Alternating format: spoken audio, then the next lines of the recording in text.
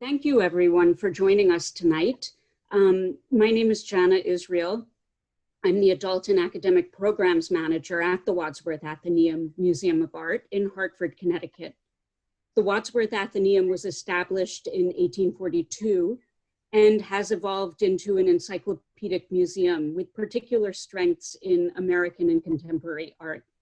The museum is currently closed, but will reopen around Labor Day, along with our partner, the Amistad Center for Art and Culture, which documents the African-American experience. Look at the museum's website for upcoming programs and information about the collections. Tonight, we will discuss the new book, Hartford Seen, which draws together photographs of Hartford taken over the course of about a decade by Pablo Delano, a photographer, visual artist, and professor of art at Trinity College. Hartford Seen is available in the Wadsworth Museum Atheneum store, which you can find on the museum's website. Pablo is joined tonight by Laura Wexler, who wrote the introduction for Hartford Seen and is professor of the history of photography and gender studies at Yale University, as well as the author of numerous books, including Tender Violence, Domestic Visions in an Age of US Imperialism. We're waiting on Guillermo Irizarry, who hopefully will join us soon. He wrote an essay in Hartford Seen, and he is professor of Spanish, Puerto Rican, and Latina studies at the University of Connecticut. And he is the author of publications on theater in the diaspora. And we are also joined by Richard Hollant, the book's designer and the founder and principal of CoLab, an award-winning design firm here in Hartford, where Richard is also the chair of the Commission of Cultural Affairs. Hartford Seen is Pablo Delano's third book of photography, and it illuminates Hartford's distinct, colorful appearance and the layers of history sedimented into its urban fabric. Established during the 17th century, Hartford is one of the oldest cities in the United States and one of the most diverse mid-sized cities in the country. The footprint of a fierce industrial history and 20th century urban design strategies have shaped and transformed the city documented by Pablo Delano and his collaborators. If you have any questions tonight, you can send them in the chat area, and my colleague Eric or I will pass the questions on and the panelists will respond. But I am hoping that the panelists, Pablo and his colleagues, can begin by telling us about the inception of this project and how the collaboration was initiated. So thank you. Thanks, Jana. I did have a text from Guillermo that he's having trouble getting connected, so maybe Eric could give him a call on his phone. The project started, I guess, way before I ever took any photographs. In a way, it started when I first moved to Hartford in 1996 to start a new job teaching photography at Trinity College, and I started looking around and was kind of fascinated by the city that I saw. And I guess what made it more fascinating in some ways was the fact that this city that seemed very interesting to me, especially visually, was regularly denigrated by many of the people that I spoke to. I guess I got very curious as to why that would be. To me, it was fascinating, interesting, visually exciting. I enjoyed driving around, looking at the various structures, and I think that as a photographer and as someone who's visually, who thinks visually and is attuned to considering things visually, photography became a kind of way of researching and trying to understand the city. So years later, these things percolated, and years later, it occurred to me, well, do something about it. So those trips back and forth between my home and my job became productive, and I started not just observing, but stopping and walking around and taking pictures. intuitively, just whatever caught my eye. And the more I did that, the more interesting it became, and the more layers and the more narratives I seemed to discover. That just evolved to the point where I ended up with an archive of images spanning several years. As for the book,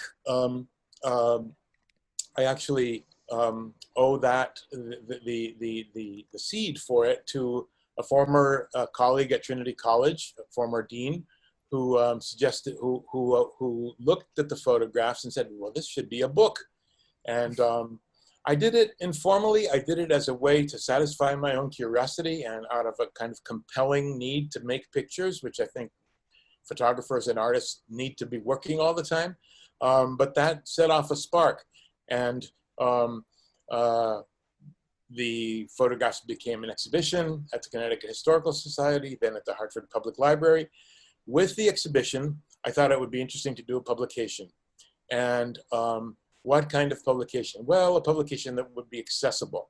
And so at that point, I hadn't met Rich, but I had heard about him. And so we met, and I could tell immediately that we had a very similar view of what kind of publication this would be, and a very similar kind of understanding and appreciation for the city. So that became a great collaboration, the kind of collaboration where things can go unsaid and are just understood. Later, the idea came to do a book, and I, of course, wanted to work with Rich, partly because he had designed this extraordinary catalog for our, going back to, for our, okay, Jenna, can you take down the PowerPoint, take it away? Okay. So we did this extraordinary publication, which I think Rich will talk about a little bit, but we printed it on newsprint, so it could be cheap and it could be free. And then Guillermo Irizarry at UConn is somebody that I had been, who was a friend of mine, and he became very interested in the photographs and started teaching about them. And that led to all kinds of dialogue and exchange of ideas. So he seemed like a great person to write an essay. And then Laura is an extraordinary historian and brings an amazing perspective of the old, the way back history, the history of Hartford and colonial times. And I don't want to give it away because I think what you have to say, Laura, is really quite extraordinary. But I think that that's an important part of the story, even though it was way back before any of these buildings were built. I guess we could go to the PowerPoint now.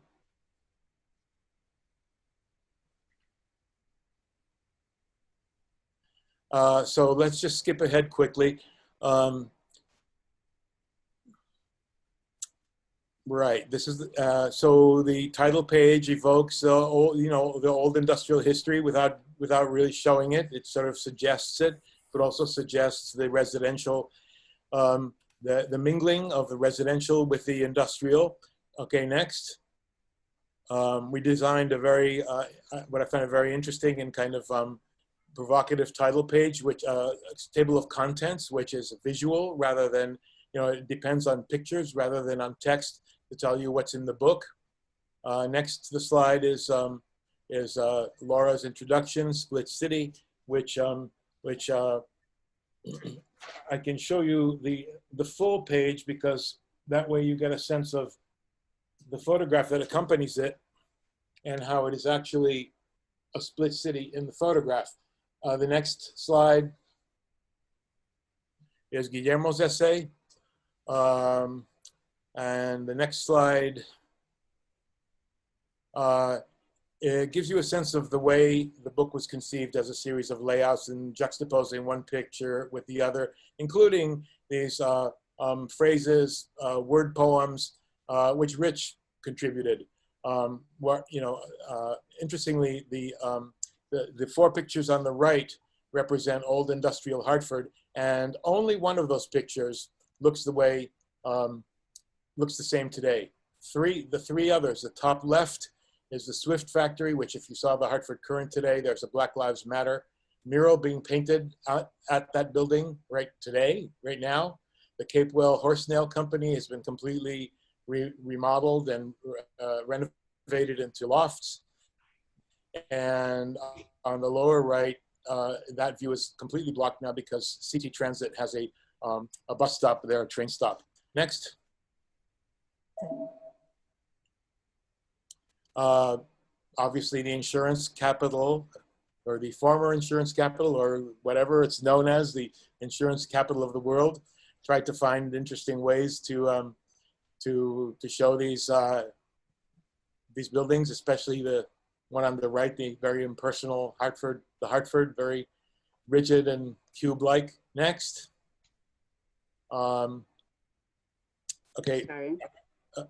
go back, please. Go back, yeah. I mean, here you get a sense of the relationship between these phrases, which become sort of like chapter headings, and the images. Next. Residential, homes, the homes of regular people, not necessarily the fancy landmarks that Hartford is known for. We can get to that later on. Next.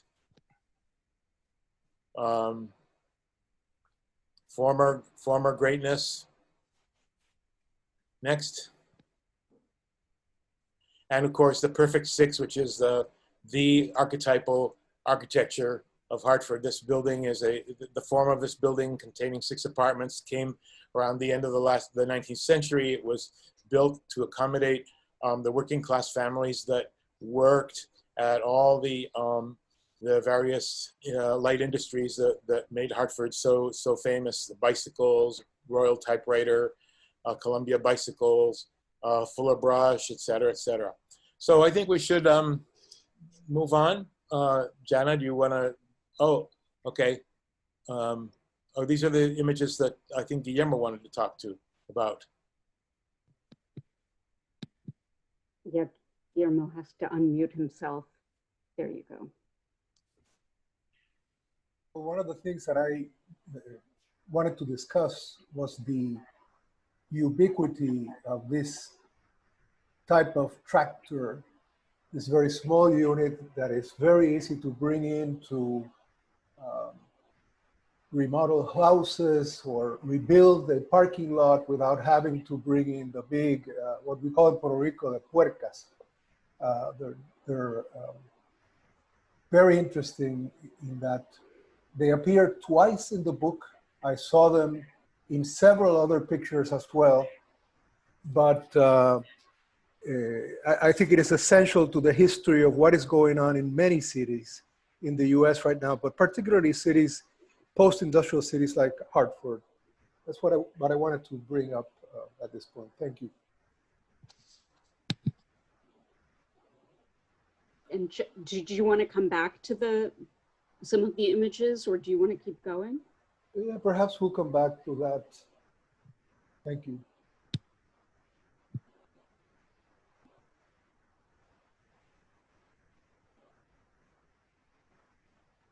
Okay, I can turn them back on whenever anybody wants to discuss them. Thank you. So we're having a fun conversation in chat right now. Yeah, I know. I was just looking at chat. Rich, did you want to talk about any of the text, these kind of narrative moments? Yeah, that you... so yeah, I did want to talk about that, and there's a couple of points that you brought up, Pablo, that I want to riff on a little bit.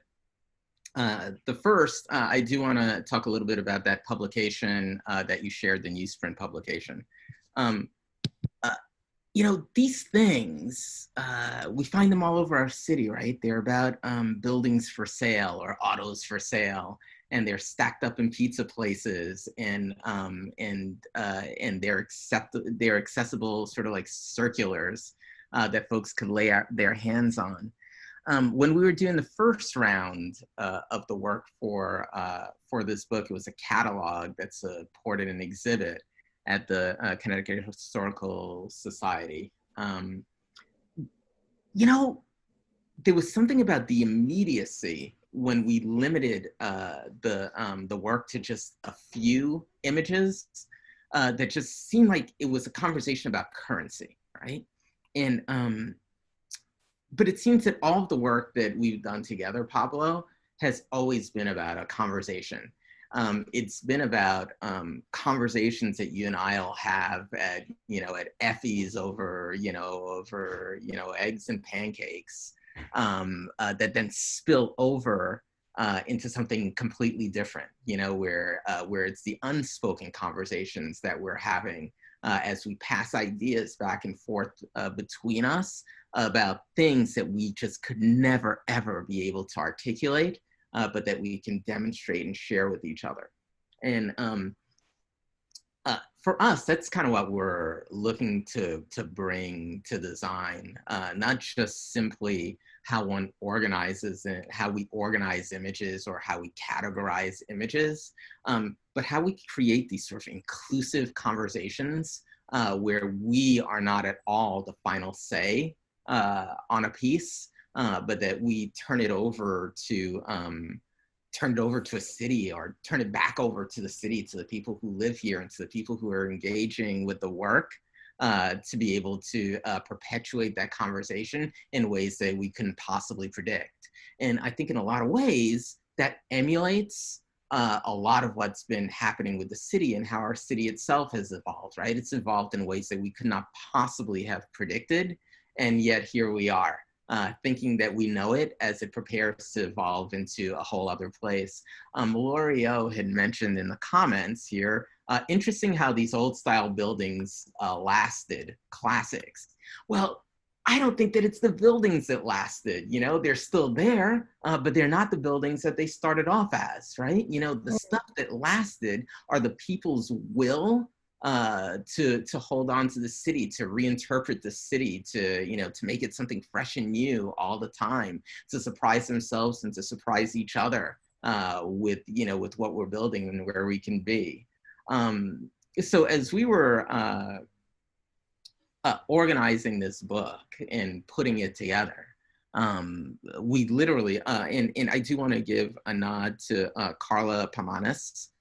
She is the designer that worked on this. She worked on it tirelessly. She worked on it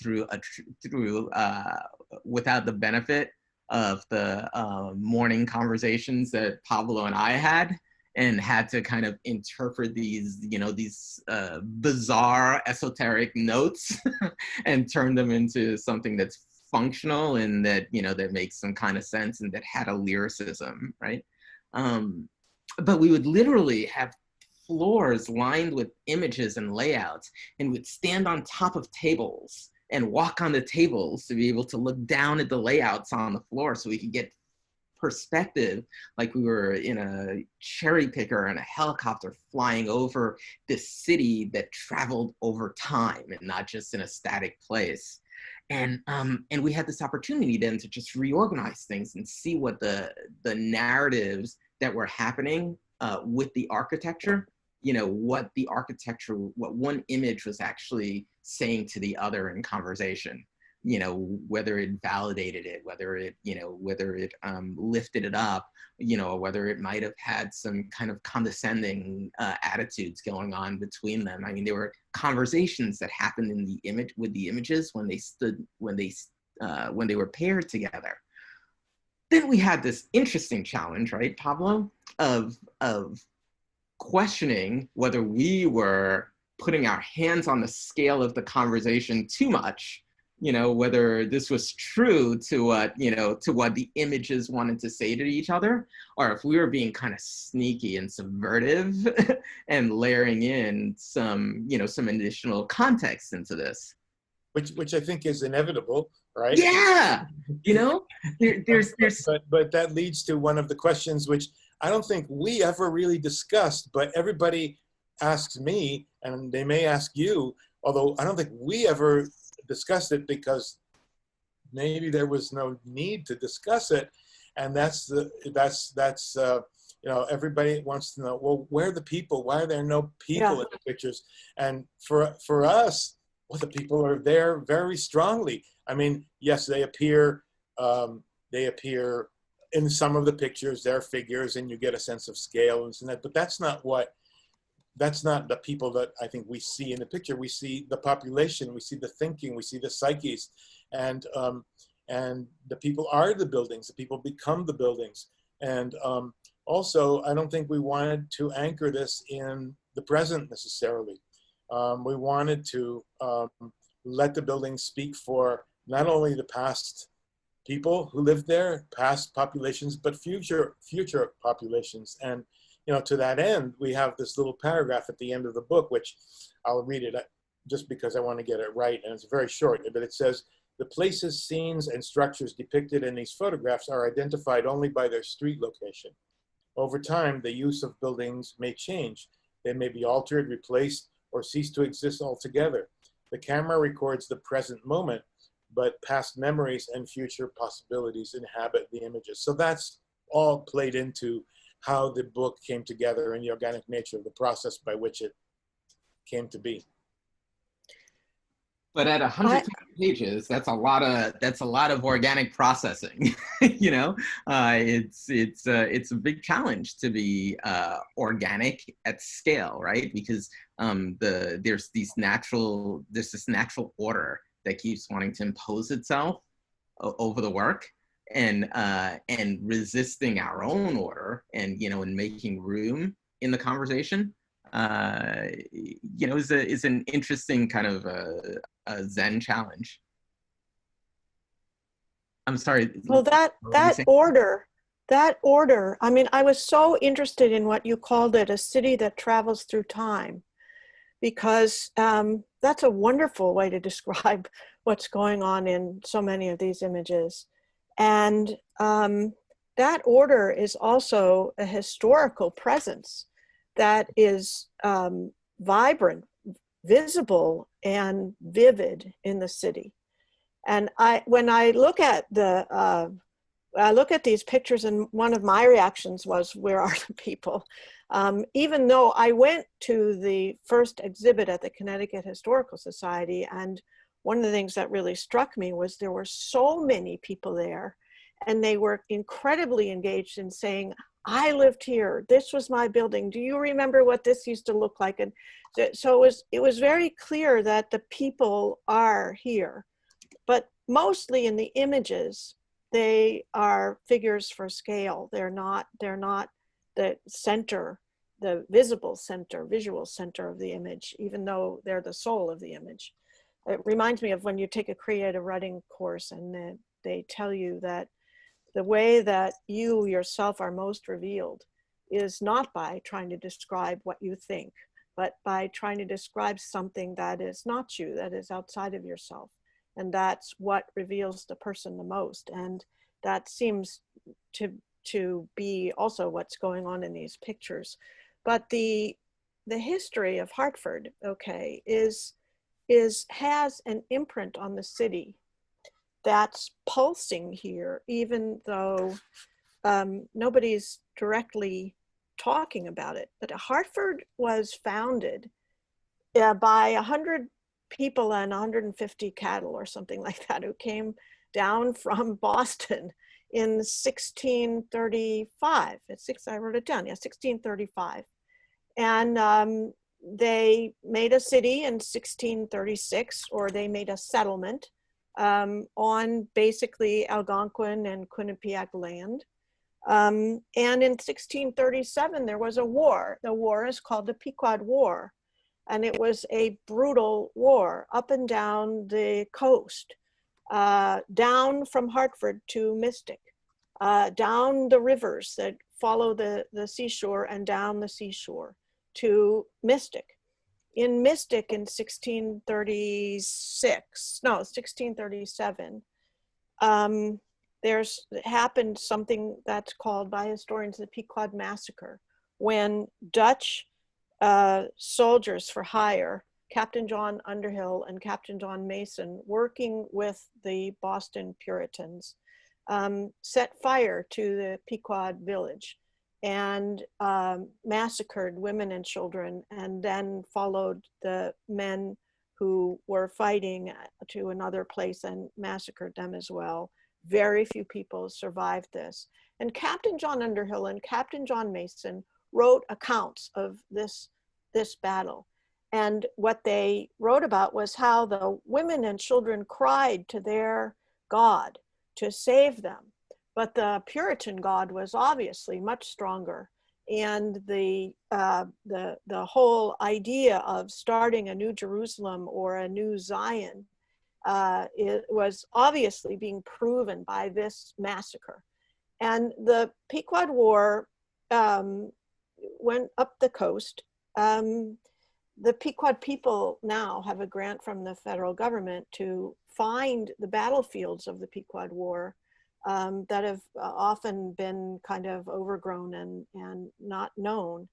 And the Pequod War was ended in Hartford, something called the Treaty of Hartford in 1638, which is the first explicitly genocidal treaty in the history of North America. And it said the Pequod people shall be no more, the Pequod language shall be no more, and any surviving Pequod, which there were very few, shall be sold into slavery in upstate New York, which was Dutch held, and in the West Indies. That opened the way for the settlement of New Haven that year, when New Haven designed the Green bought the land from the Quinnipiac, who sold it cheaply to get the hell out of there because they had seen the violence of this group of settlers in the Pequod Massacre. And Hartford is founded as a center for insurance and manufacture. But what are they insuring? They're insuring the slave trade. They're insuring selling people. The Aetna, in fact, apologized a while ago for having participated in that industry. And they're producing material goods for the plantations and the triangle trade.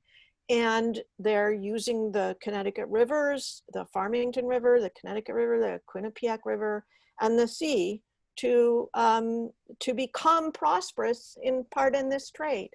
And what's so interesting is that the ghosted history of that is living in Hartford now, where the people from, I mean, the slave trade is a cosmopolitan effort. And what is happening to Hartford is the people are coming back. The people are, what I see as the city, my essay is called Split City, but it's also a spliced city. It's split and it's spliced. And some of the most interesting photographs to me, and maybe Jana, maybe we could go back to the maybe try and find some of the slides that I asked you to put on, is that people from the other places, Latin America, the islands, have spliced onto what are very often late 17th century or 18th century building forms, and they have added, it's almost like gardening. If you go, I think forward some, this is the split. I think Guillermo's going to talk. All right, so here's some of the remains of the older waves of architecture. We can go forward. Thank you. Here's what I mean by spliced. This is a Greek revival style, I think you can correct me if I'm wrong, old style of building. And Pepe's furniture, like a gardener, has taken a different sensibility and spliced them together to make a different kind of living form. If you go forward, Jana, some more, you'll see that this is going on here all the time. This is a choice to do this. This is an expression of a will. Here is the Paradise Market, where the beach, the beach, Paradise Beach, is painted onto this New England clapboard house form. And the colors of the beach and the colors of the tropical fruit and are expressed, are brought back to the city. The city was always involved with this space. And here is that space appearing back in the city in beautiful ways. And we can go forward a little bit. Yeah, there's this will to decoration. There's this will to add decoration that's kind of covered up by aluminum siding a lot. But if you go further, Jana, we can see, well, all right, I guess I'm not sure I have another one here. Here is a remarkable image for me. It's a Catholic church, and the Muslim women in their abayas are walking across in front of it. Historic enemies, violent histories. And here, Hartford, always a cosmopolitan place, is remixing the mix once again. And people are co-present in these histories. These are histories in Hartford that endure in the architecture. Pablo entitled the book Hartford Seen. One of the things that's most interesting about that is, well, where are the people who are seeing? You're the person who is seeing. and the question is, what do you see here? And for me, as a historian, not only of American photography, but also American history, I see this history from 1635 living in the streets of Hartford. And again, not it's not, the people are not defeated, and they have ideas about what's happening next, and they're splicing those ideas onto the buildings.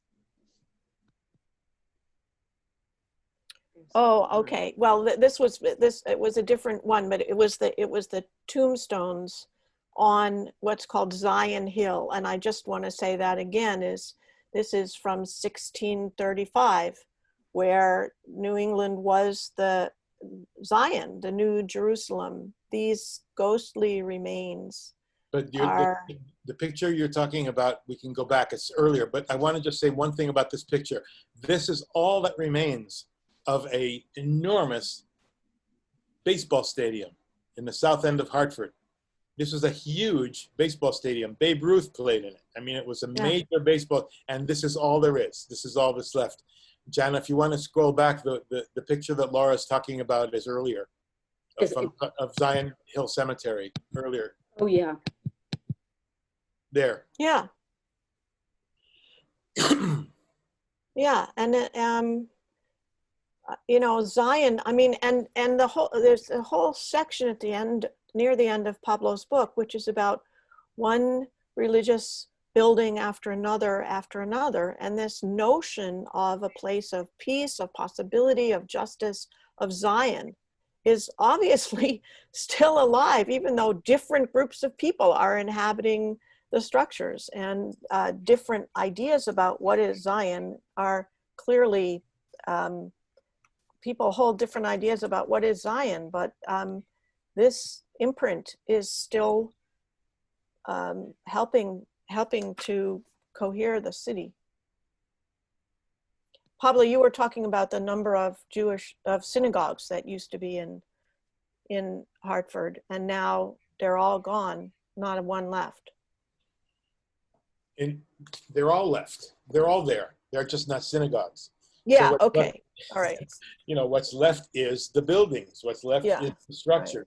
They've all been converted, and they're all in use, and most of them are in use as religious buildings of some sort. This is one of my favorite ones, right here on Florence Street. Anna, can you shut the screen share so we can see what Pablo's holding up? Let's see, there. This is one of my favorite photographs, but you can see clearly that it was a synagogue just from the architecture. This is actually one of the smaller, more humble ones. In the beginning of the book, in Guillermo's essay, there is a reproduction of one of the larger ones on Greenfield Street. But to me, you know, it's really fascinating that no one, although the buildings have been repurposed, although still as spiritual centers, none of the present occupants felt the need to remove any of the trappings of the previous of the building's previous use. So even though they're Adventist temples or Pentecostal churches now, they all are covered with Stars of David and Hebrew writing and whatnot. So yeah. So I want to share with you, Pablo, my favorite church image. I in a little visual essay that I put into this book. It's this one. Oops, folks, if you're switched over to speaker mode, you'll be able to see this image, right? I intentionally set this image up. We intentionally set this image up to be on a page on its own, where on this side of the page, we've got commerce and we've got a mall and we've got Bank of America, and the church is actually isolated on its own, this little slice off to the side of it. It is the Temple of God Miracles of Deliverance Church in a strip mall right next door to a Bank of America. And this tells me a story about how our city has evolved as well. That this idea of of what is sacred. I say that as like sirens are going off, right?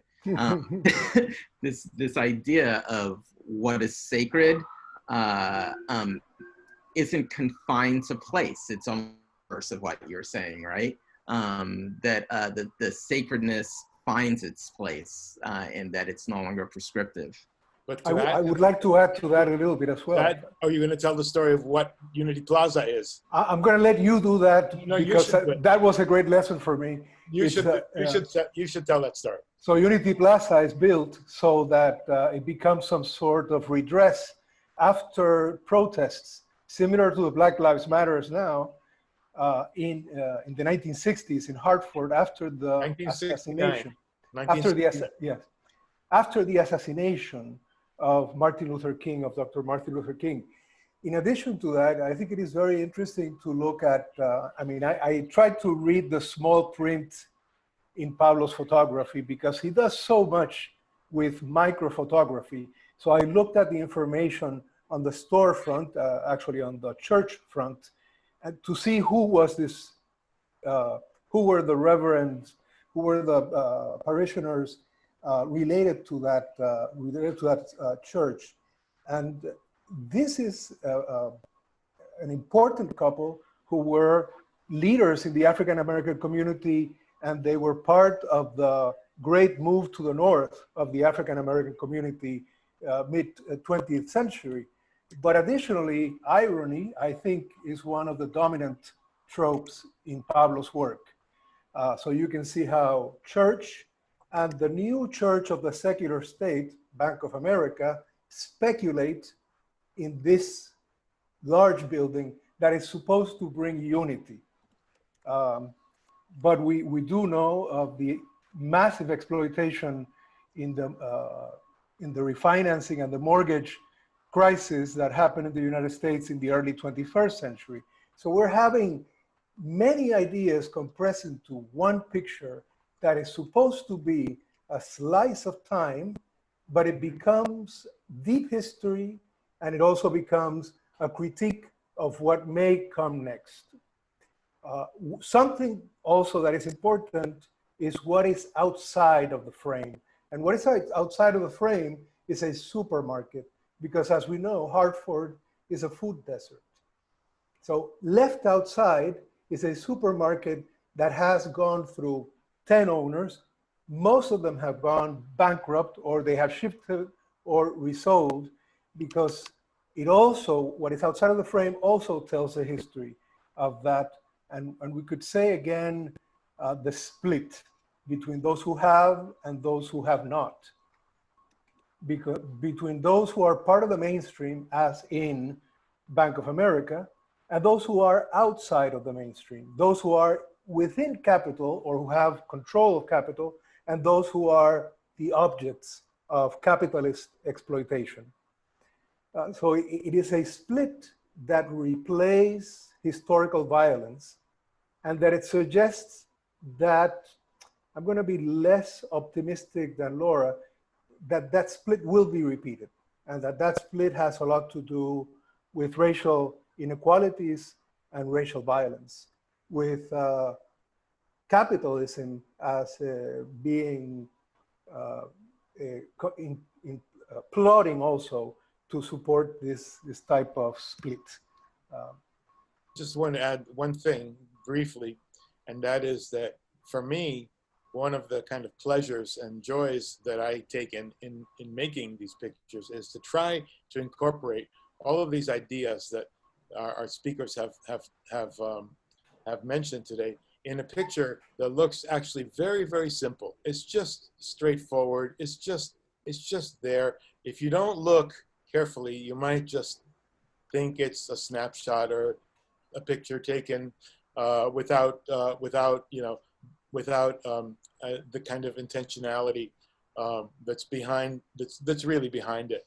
But I think, to me, that's part of the challenge and part of the pleasure of this whole process is trying to simplify it and trying to make it direct and almost maybe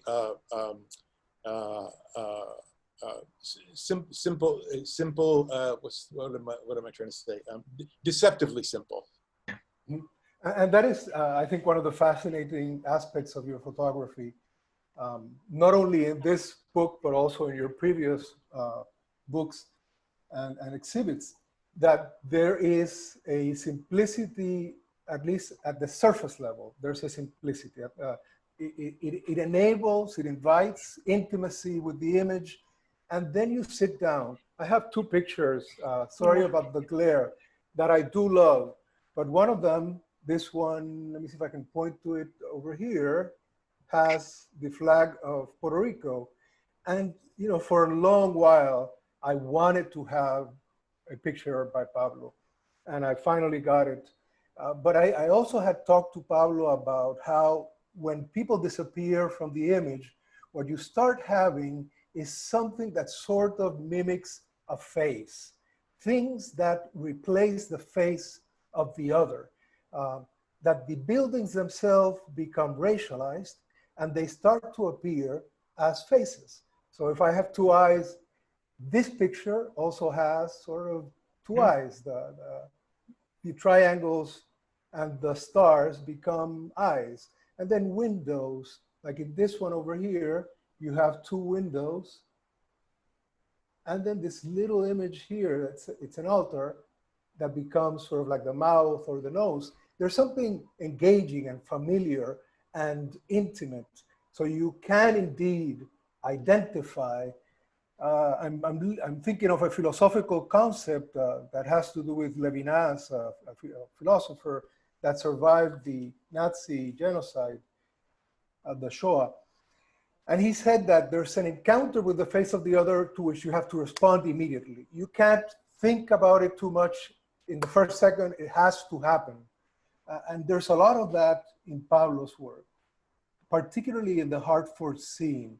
There's a little bit of that in the New York City photographs, which you can see in the website, in his website, and in others. But it becomes very engaging and very moving. But when you sit and look at the face of the other, details appear, deep history appears. And also you start seeing things that you didn't notice, not the first time, but the first 20 times of looking at this place. Another thing that I believe that he does, that his work does, is to invite you to go to the place.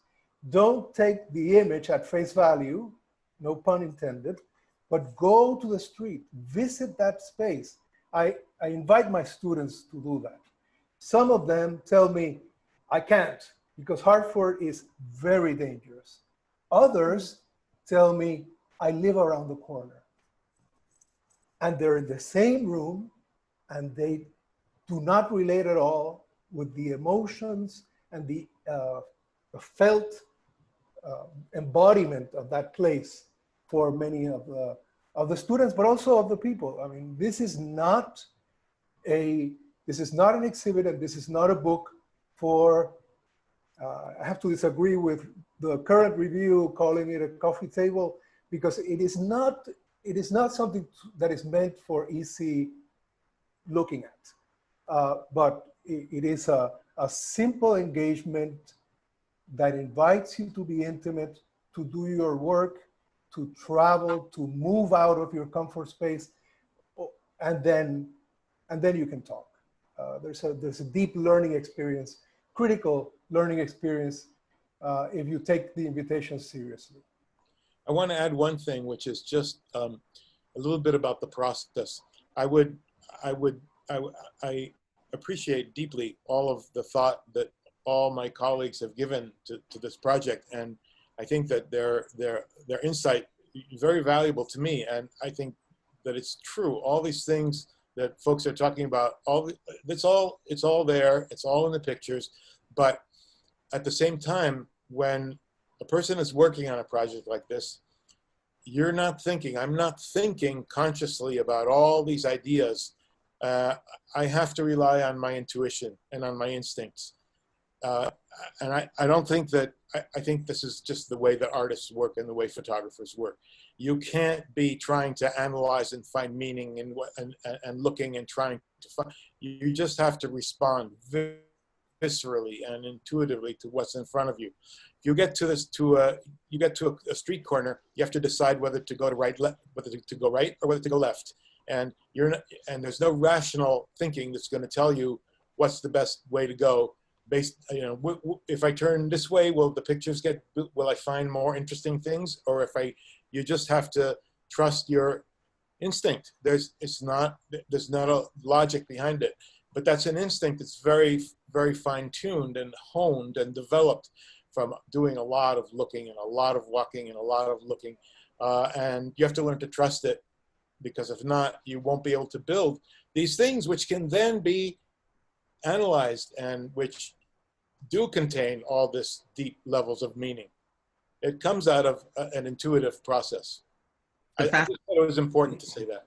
But I think the fascinating thing about that, Pablo, right, is having the good fortune of looking at so many more images than we could have put in this book. Yeah. Right? Then we could have put in, 3 volumes the size of this book. And knowing also that if there were that many images, there were 10 times that many images that never actually even went to the point of consideration. So while I recognize the intuition, the gut, that is the first part of the process, then there's the second part of the process, right? The deciding, right. That point in which you say this image, not this image. But right? That's not what, but you're not pounding the pavement when that. Right, no, absolutely. Absolutely. That's reflecting after. Right. So I've been watching the chat and listening to this discussion. There's a lot of language around deceptively simple, right? That to me is an issue of form, right? The part that I'm more fascinated by here than that is the subversive historian that is putting this work forward. That by the time the work is produced, it has a deliberate intent, right? And it hangs out in the space, in oddly the safe space of art and the challenging space of history.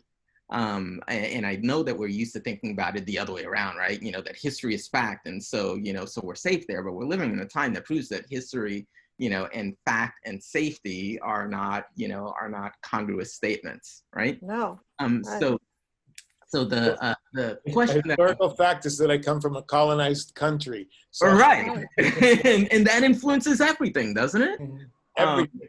Absolutely, and I'm from a colonized country, right? And so having to operate out of subversiveness is par for the course. It's what we have to work with, and so it's in the work everywhere. It's in the details, it's in the subtleties that people who are flying by and not paying that much attention to us will miss, and that we could talk. It's the Negro hymn that's embedded in these photographs. So I'm taking I want to pose a question to the other folks here, and I see us all as historians in a way, right? But historians with a point of view, which is, I think, in popular culture is kind of a faux pas, right? Like we could not have a point of view somehow in the stuff that we're seeing. That in the times that we're in right now, my question to all of you is, what's the possibility of dismantling, right? You know, of taking apart the sequences of historical context to encourage its reinterpretation for something better, right? You know, I mean, can history and historians place their thumb on the scales of justice without being treacherous or treasonous? What's the matter with treachery? Oh, I have no problem with that. You know, but I don't have. That's why I rephrased it to treasonous. You know, so what? Yeah. Let me put this into context for a second.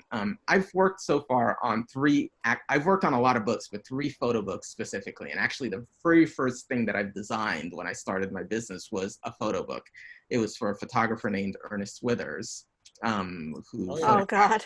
Okay. Right? Okay. Yeah. Very complicated story. Yeah, that's hard. Right. Yeah. And for folks who don't know, you know, I received Ernest's work very differently than the beautifully organized, thoughtful way that I received Pablo's work or Derek's work.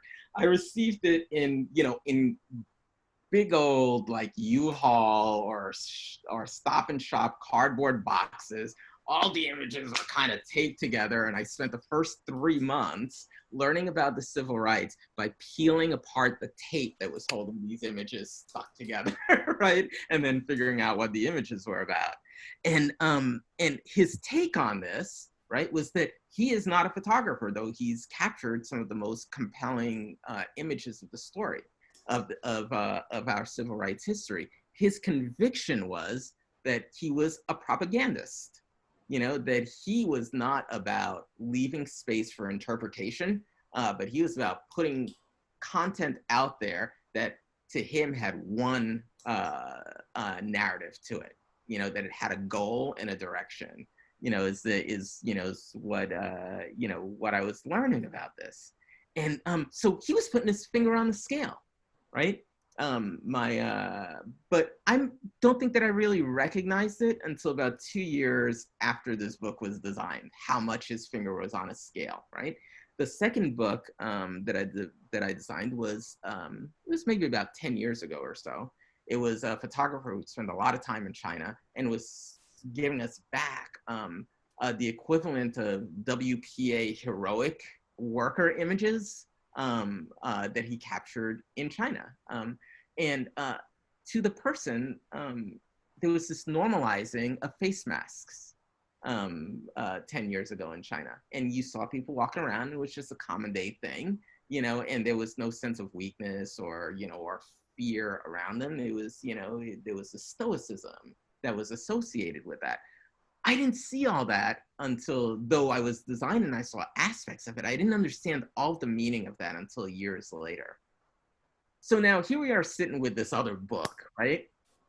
And I'm curious what insights this team might have to what is possible that we'll be learning from this years later, from the process of doing this, from the juxtapositions that are happening, and, you know, from the place of the work in the context of where we're living right now. So that's my question, and layer that over, you know, over putting out fingers on the thumb. I think that's a very good question, and I'm very interested to hear how people respond. I do want to mention there's a piece of the Ernest Withers story which you didn't mention. Yeah, right. And I just find that I think that has to be. I mean, who knows whether it's true? It appears to be true, right? And that is that he was possibly an FBI informant, or he was an FBI informant, while at the same time producing all these amazing pictures. Mm-hmm. But anyway. But yeah, getting back to Richard's point, which I think is interesting, I don't know if anybody has anything to say in the comments. I mean, he was talking about dismantling the sequences of history, and Laura's essay deals with splits. And we discussed, unfortunately, last night without any other participants, the idea that these splits and this kind of dismantling can often be violent, that these are ruptures. And it goes back, to the beginning of the conversation when Richard discussed designing the book with Pablo as though they were looking down at an urban plan and kind of trying to reconstitute these fragments of information that were either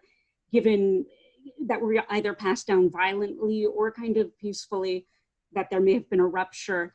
And I am wondering if you can talk about your role as a commuter, how that may have actually, driving on the highway that splits the city rather violently, if that also kind of influenced the way that you see the city, how that may actually, can we think back through this kind of ruptured history through some of these images that you've collected and the way in which, and some of the text that Laura and Guillermo have actually kind of put together also. They've kind of grabbed at these histories as well, and the different ways in which those histories were formed or reconstituted. So I don't know if that's actually something that you can speak to. Yeah, maybe I can do the first approach, take the first step at this. So one of the issues that I try to consider, I don't know, can you hear me well? Yes. Now we can't hear you at all.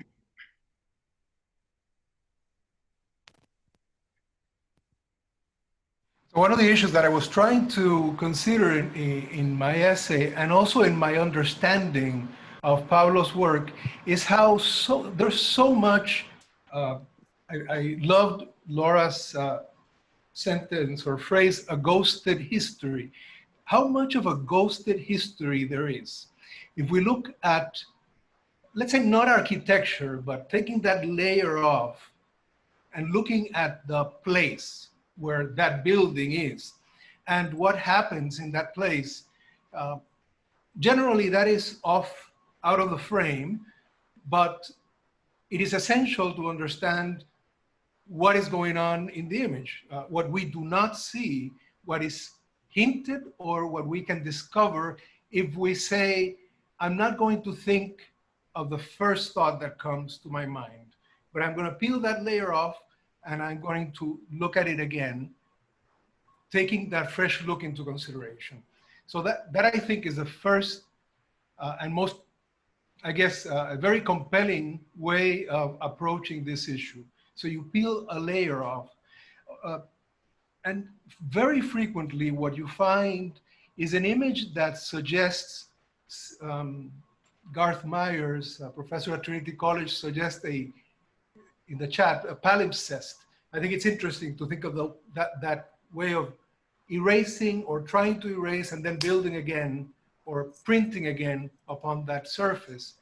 That is something that is going on. But that there's a violence that is implied, but there's a redress that is implied as we see the photograph. There's a desire not to correct, but to honor the people who endured that violence, a violence of displacement or disenfranchisement or massive direct oppression. If Rich brings up where we live now, I think you're also suggesting when we live now. Yeah. In this moment, we're also seeing that there is a component of racial injustice, racial violence that is being brought to light. Bringing it to light is the first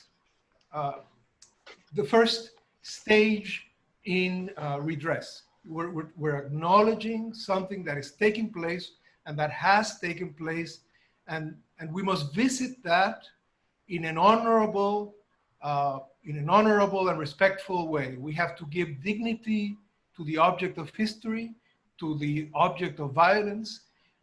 But there's also another element that has to do with artistic purposiveness. Pablo's work is documentary. When we bring out the badge, the ID says documentary photographer or journalist photographer. But Pablo is also an artist. So anything that has to do with redress is not only something that is done by acknowledging history, but also by making the space, the place, dignified, but also worth being the object of art. So it has to be not pretty, but sublime, aesthetically compelling. And that is something that has to be brought in. If Rich says we're all historians, yes, indeed, I think we are. Even people who do not claim to be a historian, or people who are not seen as producers of knowledge. I think everybody is a producer of knowledge, and everybody brings in an interpretation. We also lean towards beauty. We also lean towards aesthetic products, and so we're combining. We're seeing this tension. That's another split between the historian, the sociologist, the political scientist, and the artist. We look for beautiful, pleasing things, sublime objects of beauty or objects of art. And we're seeing that in these images. And I think anything that has to do with serious redress has to take place through artistic approaches. Not only perspective, but approaches. No, that's a good point. Guillermo, one quick thing. Guillermo, for the sake of everybody here, because I think that I understand what you might mean because I live in this conversation a lot. But when you talk about the sublime and when you talk about beauty, can you put that in some context? Because I think that whenever I say that, folks tend to think of a kind of formal beauty and a kind of hallowed sublimity. But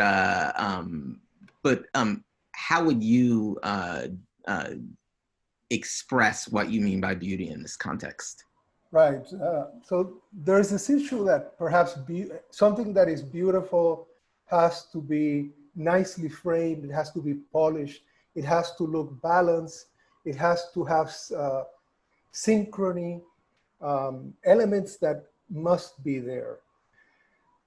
It should be seen as, I think in the 21st century, we lean towards things that are glossy, like an iPhone. And we displace or we shun things that are rough or seem incomplete or unbalanced. There are some philosophers from Kant to the present who would say that what is sublime has nothing to do with what is beautiful. Perhaps it even has to do with what mainstream culture would consider not pretty and perhaps even ugly. Something that suggests poverty, lack of refinement, something that seems gritty or dirty. And in that regard, I think Pablo is just placing the thumb on the scales of justice, but also putting it in a way that says what mainstream culture considers, let's say from a non-racialized and a non-political way, ugly or dangerous even, gritty, is something that has a political element that is highly problematic. So if we are then drawn to what is not necessarily pretty, glossy, nicely framed, and we're moved by it, then we're substantially changed as society and as human beings. And I think there's something of that. Thank you. I didn't mean to stop you, but I want to bring this back actually to the specific of the photographs. Because you, Guillermo, you used the word redress. And when I think about this and imperial history and the potential of photography for redressing violence, I think of the word repair rather than redress.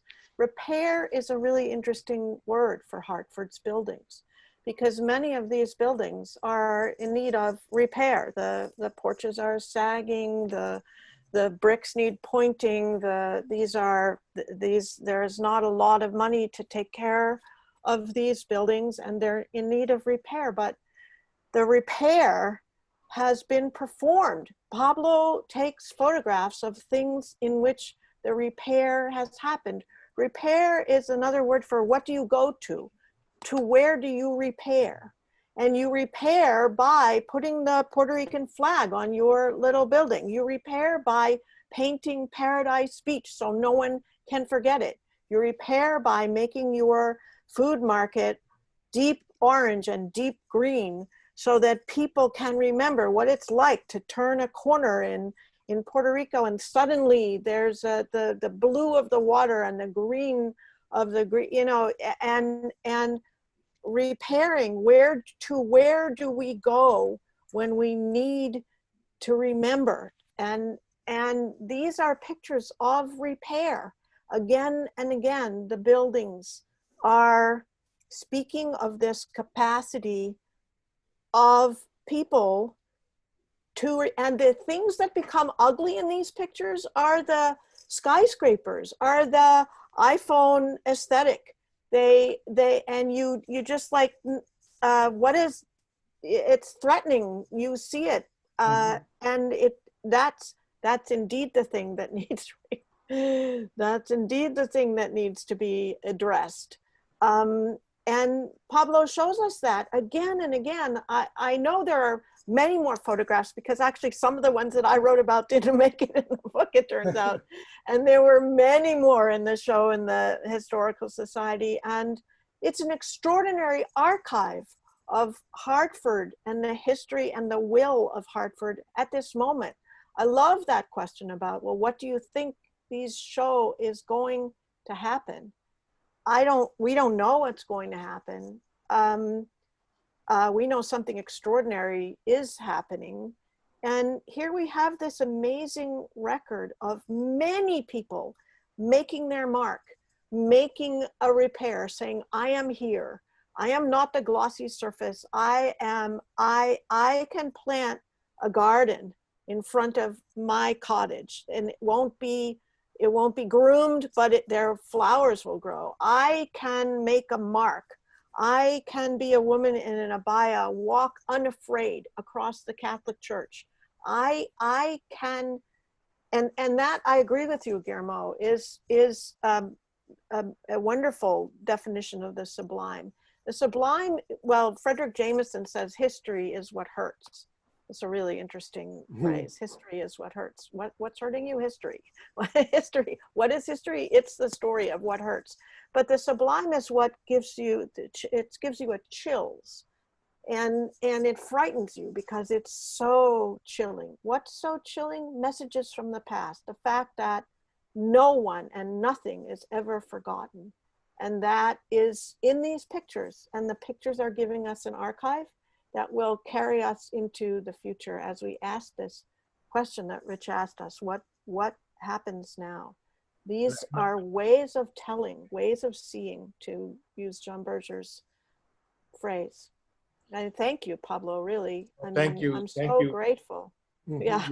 Well, I'm very grateful to you for articulating so beautifully, you know, a lot of the things that I've been thinking about. But interestingly enough, your answer, what you just said, addresses one of the questions that we have in the chat, which asks about choosing between color and black and white.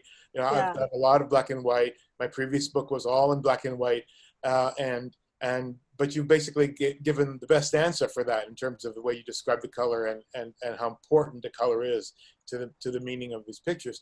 Of course, there's also the consideration of the context and the context in which they're seen, and you know, a sort of historical, not only the broader historical context, but the photographic historical context. Right. My previous book was done in Trinidad in the Caribbean. I spent many years traveling back and forth to that country, which I came to love very, very deeply, and especially in the context of my own upbringing in my own homeland, which I also love very deeply. You know, Puerto Rico, which is a colonized country.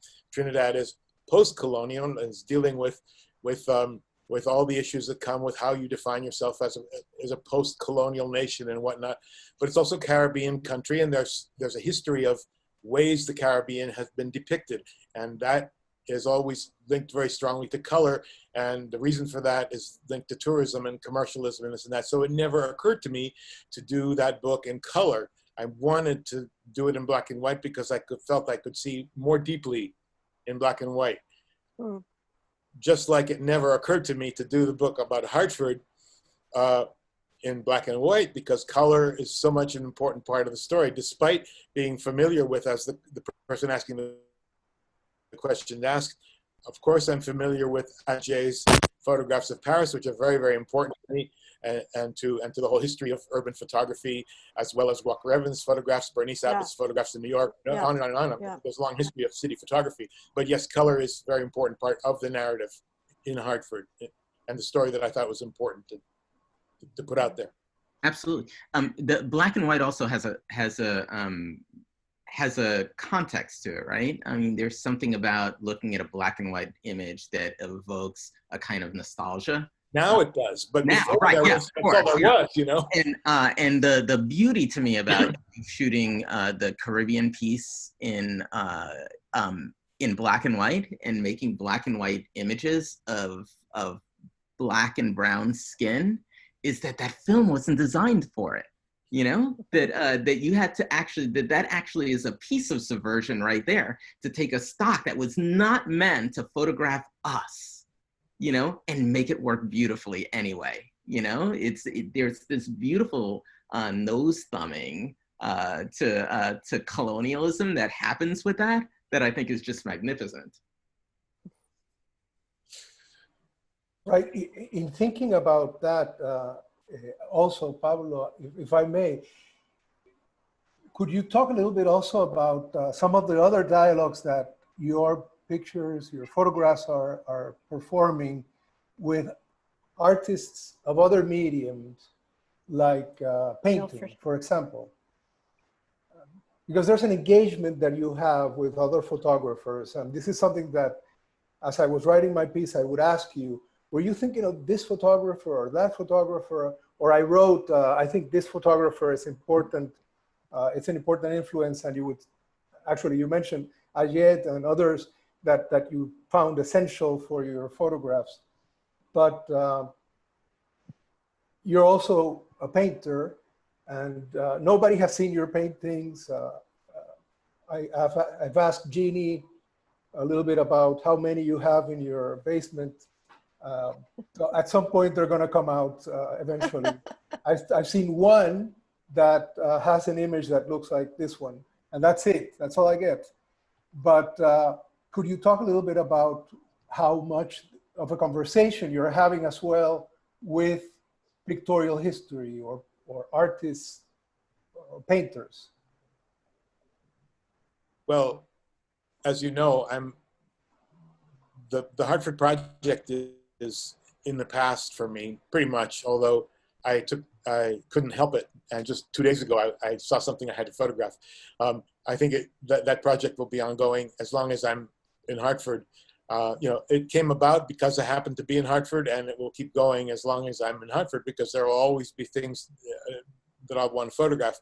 But as you know, I've been engaged in quite a different project now for about 5 years, which is very different. It's a conceptual art project that deals with the history of the place that you and I come from, but also the way that the history of the way that Puerto Rico has been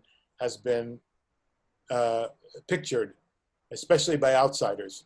And so again, as with Hartford, of course, there was a whole series of photographers that I looked at and that were important to me and that informed the way I work. I mentioned some of them. Also, Lee Friedlander's later urban photographs. You know, like I said, Bernice Abbott, because of her passion, her obsession with the city and with ordinary places, and on and on and on. But you know, in a similar way, there are artists who inform what I'm doing now, and they're different artists because the project, which is called the Museum of the Old Colony, if anybody wants to, it has its own website, museumoftheoldcolony.org, because it's a pretend museum, or it's a masquerading museum. One thing I wanted to get back to, actually, something that Rich, that you said earlier about how Caribbean people have had to historically contend with issues like colonialism, and one of the sort of ways of redress, if we want to go back to that idea, is carnival, and the performative aspect of carnival, and the inversions that can take place in carnival, because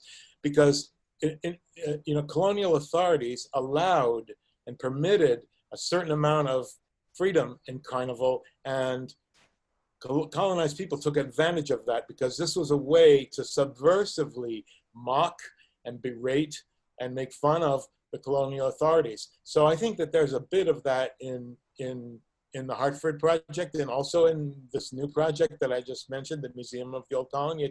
There's a bit of a performative nature of taking on a role that you perform. So actually, having been fortunate enough to witness and participate in Carnival in Trinidad and Tobago, which is far more performative than other carnivals, where there's a more clearer divide between the performers and the audience. That divide is almost gone, almost non-existent in Trinidad Carnival. Of course, there are people who watch, but the people, as Peter Minchell says, people pay their money to perform. So the influence of, I'll just say the influence of Carnival is very strong in all the work.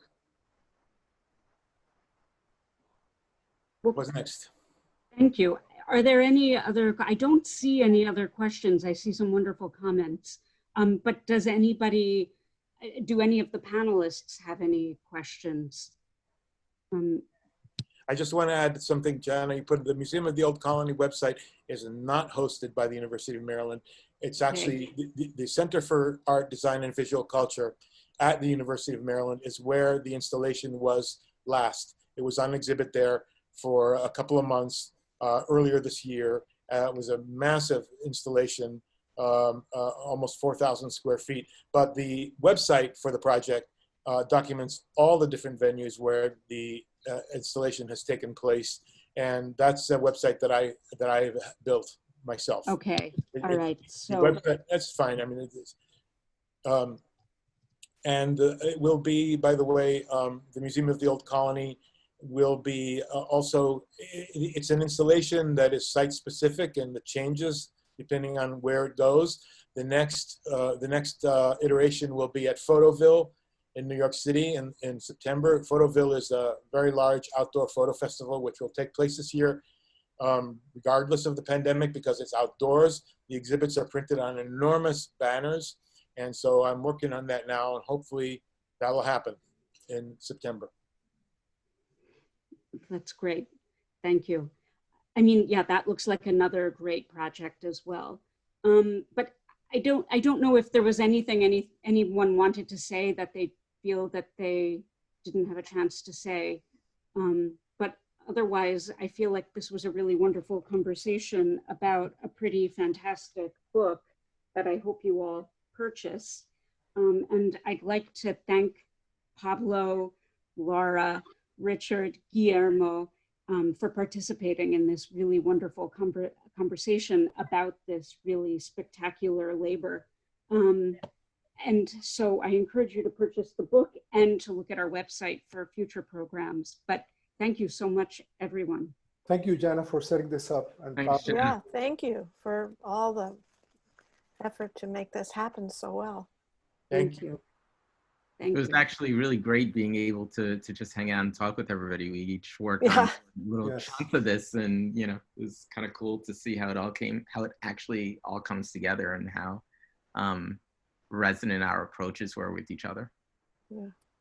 No, and to look at the juxtaposition between a lot of these formal, I mean, I'm glad you brought up the artistic and the aesthetic, to think about the formal qualities of the photographs, which often gets lost, and all of the socioeconomic and political kind of background. Beautiful. So thank you again. Thank you. Bye, everyone.